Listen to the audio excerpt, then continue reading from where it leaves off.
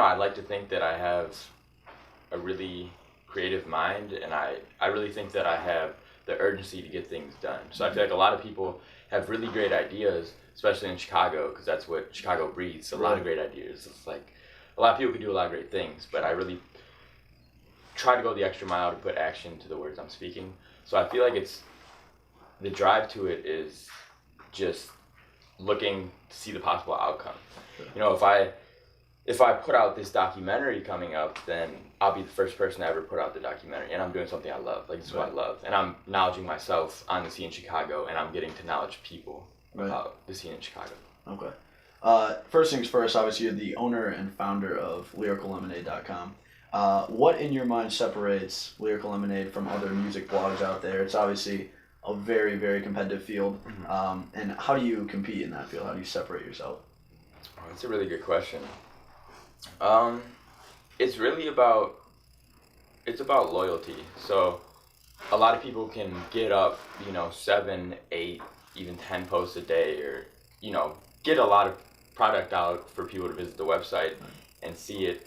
But you have to have a loyal following, and you have to show them that you're here for them. You're doing it for them. Like, for instance, the ciphers, all I'm getting out of that is I'm not, I'm doing that to give to them. I'm doing that to give to people, to give people this platform to come together. And I'm really trying to create unity rather than build my own name. It's more about bringing the city together. Right. I guess, when did things start to really click for you and Lyrical Lemonade? Was there a moment where you're like, this is working, this is going to be big, in the past few years? Well, I had my first show in February of 2014, and that was at the Music Garage. It's like a 90-person capacity building. And I had a show there, and it was like Logan, Supra before I Heard Everybody was a thing. Special guests, I brought out like Alex Wiley and Taylor Bennett. And that I was a senior in high school at that point, living an hour away. And to see so many people come out that I'd never seen in my life before for something that I put together was like really like a point in time where it's like, I could do this, you know what I mean? So then kept doing shows, and I really realized that, there's something to be done here. People enjoy what I'm doing, so why not run with it? Right. Now, you're heavily involved, as you said, with putting on shows. Your Lyrical Lemonade's on a show tomorrow night, Kirk Knight, Alex Wiley, kind of headlining that show. Are the shows the ultimate reward for you and the brand, or do you think they're kind of the future in terms of where you see yourself going in the music industry? The shows for me, it's kind of like, it relates to all the other things I'm saying. I'm trying to do something that hasn't been done before. So like my next show, the next Lyrical Lemonade show that will be announced, is going to be something that you're not expecting. And that's the best part about it, is really seeing so many different demographics come in one room, in one building. And, just what I was saying about unity, just come together. And as far as the future goes, I really like where Lyrical Lemonade's at right now. There's so many different avenues it could take. Like, there's shows, there's clothes, there's a blog, there's music videos, there's interview content, there's, a documentary coming out. So there's a lot of different things. So I don't really like to label Lyrical Lemonade as like one certain thing. It's not just a music blog. It's not just like event coordination company. It's just like a lot of different things. And if you're a follower, you can understand it, I guess. Right. I guess what got you into the scene in the first place? Obviously, in high school, putting on a show with a lot of some great Chicago artists. And who have been some of your mentors along the way? I got into the scene by just messing around. My buddy showed me Chance the Rapper, the Fuck You Talking About video, like my sophomore year of high school, and I was like, this is great. From there, that was when Chance still posting on people's Facebook walls, listen to this type shit. So that was a real cool moment for me. And then Alex Wiley, these guys, I was listening to them in high school, it had nothing to do with the music industry in Chicago, and I was looking up to people like Austin Besley. I know you guys did a piece with him. Elijah Alvarado, he directed a lot of pieces. I was just looking up to all these creators and creative minds, and I was like, I just want to do something like this. So I took my mom's camera and I started messing around, shooting with my buddy. He made songs on GarageBand, and we'd shoot little videos, and like the high school would get hyped for it. It was awful, but like it was something to do, you know. It was like bringing an idea to life. Right. And from there, I started reaching out to like really local Chicago guys, doing videos for free for like $20, like just like, you know, just to build and just like meet people. So I started doing that, and then, you know, it just started as music videos. Right. And then I realized I wanted to become more involved. Like directing music videos is a lot of fun, but I mean, I really want to have something to say. I want to go the extra mile. So that's how Lyrical Lemonade came about. Okay. Now, you worked with a lot of great artists, even, I believe, dropping an exclusive song with Hurt Everybody, somewhat recently, maybe. What's the relationship with you and Hurt Everybody? Hurt is, those are like, that's my family. My first show I was talking about, so Supreme Regime was on the lineup, and then Superboy was on the lineup. Yeah. Supreme Regime was a collective of Jamis, he went by Josiah, the Beach Jesus now, Loudmouth, who's a solo artist, and then Caro, who's now Hurt Everybody. So that was a group, and they were a thriving artist group in Chicago, and then it was just Super. They were both on the bill. The week prior to the show, they, Supreme Regime had gone their separate ways, and I think Hurt Everybody did one show like prior to that Lyrical Lemonade show, but the first Lyrical Lemonade show was like one of Hurt Everybody's first shows ever, like Kari and Supa being on the same stage together. Wow. And from there, you know, I just kind of like built a relationship with them. You know, I'd go to the studio, check out the new music. We did interviews and stuff, and I think every show I've thrown, Hurt Everybody's been on it, like whether it be like a special guest appearance or like a headline or whatever. So yeah, it's just like just working with your friends really, and then Supa and I did the Contact video. Okay. We released that, and yeah, just I don't know, just the friends, and to see what they're doing in Chicago is crazy, and to know that, not to say I had a part of that or whatever, but to see it, you know, happen from nothing, literally nothing, like Supa being on crowds, like in front of crowds, like 20 people crowds for Hurt Everybody was his thing, and like no one even saying anything, like Supa, like crowds not saying anything, no like response. Maybe a couple people, and now to see him like have shows in front of thousands of people, like getting flown out to New York like every other weekend, like that's crazy, right? Like that should be motivation for anyone. Like they're my friends and I know them on a personal level, but like they're one of my biggest inspirations. Like to see what they can do in such little time, to see just like the following they can gain, and you know, people listen to their music like to get through situations. Like people are like really avid fans and listeners of Hurt Everybody. It's really cool. That is really cool. You've obviously kind of been on the grind with a lot of music videos, you know, a lot of freelance work. You're kind of teasing on Twitter, a lot of different videos dropping. So this documentary, The Culture, about the hip-hop scene in Chicago, as you mentioned before, I mean, it's really never been done in this fashion. Is that kind of the ultimate reward to all the connections that you've built, writing about artists, you know, covering shows? Is this kind of led up to being able to have a full glance at the hip-hop scene in Chicago? Yeah, that's a good way to put it. I view it as like, I've put in a lot of work over the past few years. I've built a lot of connections. I've met a lot of really cool people, and I finally got to the point where I can have a say in something. Like I can really like make something be heard. I have a voice at this point. So so you're obviously releasing The Culture, hip hop, you know, documentary about Chicago scene. Has all the work building connections, covering shows, to kind of give you a full glance of the scene and led up to this moment? Yeah, everything I've been doing has built perspective, and I feel like my perspective of the Chicago scene and the Chicago culture has finally got to the point where I really have a full outlook on every side of Chicago to a certain extent, and enough to where I want to go out and I want to learn more about it. So that's definitely helped. You know, shooting music videos, meeting a lot of different people, shooting events, networking with people there, understanding how shows work and how just like things in this Chicago music scene really work. And yeah, I feel like I have like a full wide range glance of it, and I really just want to bring it to the surface, everything I've been working on, and I wanna put together something bigger than myself. I wanna really put together something that people can watch and learn from and create their own perspective of. Right. I guess, what was the overall experience making this? I mean, how long did it take? Were there, like, crazy filming at 3, 4 a.m.? Like, just take me through kind of that experience that you went through filming this documentary. Well, when I came up with the idea, like, I want to do a documentary, I was like, okay, there's been Chicago hip hop documentaries for sure. Like the World Star one, I think Revolt TV did one, and it's all the premise of it is the South Side Chicago and the violence. Right.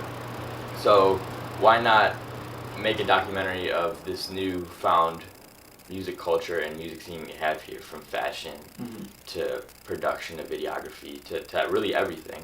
So, I got it started. I was like reaching out to all these different people, sending all these different emails, and I kind of thought I had an idea of where I wanted to go with it. And after the first couple interviews, I realized, like, okay, I don't really know what I'm doing yet. So I even had to redo some interviews. Like I think one of the first interviews I did for the documentary was with Taylor Bennett, and I looked at it like a couple weeks ago, and I was like, this really has nothing to do with what the culture is about now, because it's progressing as I'm working on it. I'm learning what it's going to be about and how I'm going to build it. So we redid his interview, and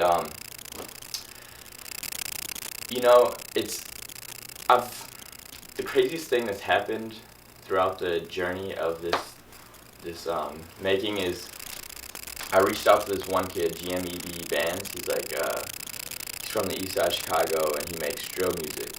And I saw him popping up, and I was like, this might be a good perspective to have. Right. So I reached out to him, and we even talked about doing video work. So we ended up deciding to shoot a music video and do the documentary same day. Right. So me and my buddies, we went to the east side of Chicago, like on 79th, and not a very good area. And it was like, I thought that I kind of like had an idea of, I've watched hundreds of drill videos. Sure.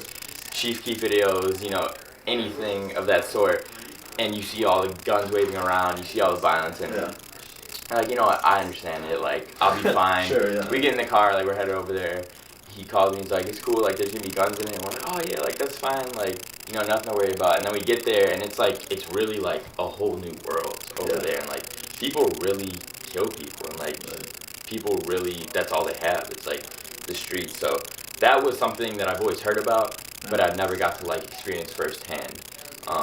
So doing that and like interviewing them and these people from the slums of Chicago, and then interviewing people like Supa or Joey Kerp or even like Michael Kolar closed sessions, and just seeing like there's so many different outlooks on this one main premise of the Chicago music scene. Like there's so many different perspectives, and it's crazy. And just like going around these different sides of Chicago and meeting with these different people really like opens your eyes to what's really here. Right. So I don't know, man. Yeah, that's crazy. I guess, what sort of waves do you think this documentary will have impacting Chicago?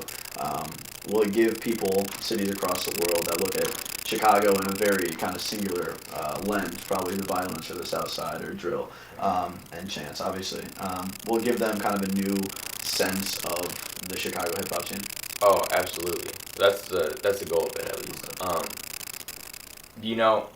With the Chirac movie coming out, the Spike Lee thing, and there's so much controversy around that, yada yada yada. Whatever Spike Lee's intentions with that were,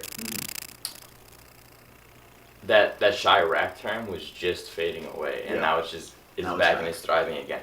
And people who aren't from Chicago, it just kind of builds just like a negative connotation about what it's about, whether you care about it or not. It's just like you think Chicago, or like I have friends who go to school with me here in Chicago and are from different states, and it's like their parents are like, or their friends are like, "Wait, you live in Chicago? Like, are you safe?" It's like it's not really like that. It's more than that. I mean, there's reasons for the things that are happening where they're happening, but that's not all what the city's about. There's a lot going on. There's a lot of really good things going on. So why not show every aspect of the music scene and show all the good things that we're about? Just like D-Lo said in the trailer, let's really go the extra mile and let people know what Chicago is really about, because it's a good city. It's a great city. It's like one of the best cities in the world. Absolutely. So, it's really to let people who aren't from Chicago and people who are, it's for people who are from Chicago to have something to hold. So, if I were here 2 years ago, this is something I'd want to see. Right. It's something I'd want to watch. It's something I'd be proud of. And people who aren't from Chicago can look at this and watch this and be like, yo, like this is really cool. Chicago has a lot to offer. So it's really just kind of me putting my mind to a film, a piece, and letting people take what they want of it, but more so like a positive aspect of things. Right. Were there any artists that were like more receptive than others when you were going about the interview process? Any that really opened your eyes, or that were just really cool for you to interview and put this out? Yeah, I interviewed some people who have kind of like a negative view on Chicago. It's kind of like a segregated city, a city where a lot of people don't like to collaborate, work on pieces together. So a lot of people kind of have a negative view, so you kind of just have to pitch it to them in a way where, let's talk about what we do have. But some cool people I interviewed. I really like interviewing D-Lo because you probably heard him all over the radio with the new Bet You Can't Do It Like Me challenge song. And he's from this area of Chicago where all the killings are happening, but he's not influenced by it at all, but he's seen it firsthand. And he's gotten to work with people like Chance, and he was on the Stephen Colbert show, and he's all over the radio. Kevin Hart did his dance and put it on Instagram. So it's like he's done a lot and he's seen a lot, and he really had a lot of great things to say about the city, and I feel like people really received that well, and I really enjoyed talking to him. I really enjoyed a lot of the interviews because it's like we're having a conversation just like we are right now. It was more than just I'm interviewing you for a documentary. Like I'm acknowledging myself, we're getting to know each other, and I'm getting to know about your experiences. I'm getting to know about your outlooks on this city, and it's been a really cool process, and I've learned a lot of great things from a lot of cool people. Yeah, that's great. Your kind of slogan is Chicago now, global soon. Entering a new year, I just have to ask, I guess, what do you expect from Lyrical Lemonade in 2016 yourself? What should fans kind of look for from the site in 2016? A lot of really big things. I want to really give something to the city that's never been seen before. So there's these platforms like Complex or Vlad TV who are releasing interviews every day, and people love that. But there's no really strong line in Chicago. So what if I release an interview every week on a Chicago artist, and I take it that extra mile, and I really give Chicago this platform that can be received well, and then from there, I just really want to test my boundaries. I want to do something that seems ridiculous and see how it turns out. I want to just do what I want to do and see where it takes me. And Chicago now, global soon. I say that because with the work I put in and with the work that everyone here in Chicago puts in, I literally don't sleep. I edit all night. I think about shit all night. What's next? And that's with everyone. People are in the studio all night. And people in Chicago, if you're in the scene, they're more hungry than anyone. It's crazy. So Chicago now, global soon is more than just Lyrical Lemonade. It's everyone's going to take it to that next level. It's just a matter of time before the spotlight's on Chicago, and it's just a matter of time before all these kids you see in the streets every day making incredible music are global, international artists. So that's how I view it. I guess last question, you mentioned kind of heard everybody's kind of rise. Who's an artist that may not be getting attention that you've seen that's this guy's next in Chicago? There's so many. I think some really talented people there's a kid named Femdot. I just shot a video with him a couple days ago. He's crazy talented. He's a really good outgoing kid too. He makes great music. Jinx the Natural and Roy French, they have aesthetic value like no one else. No one does what they do, and they really take it that next level. Who else is gonna take it there? There's so many kids, so many really talented people. I think Joey Perp he's gonna be huge. Heard Everybody will be huge. Alex Wiley just broke out of Chicago. I don't know, man. There's a lot of talent. Yeah. But I think I want to say Roy French. Okay. I feel like he's such a talented, crazy, goofy guy, and he makes great music, and he really has a outlook and a view on things like no one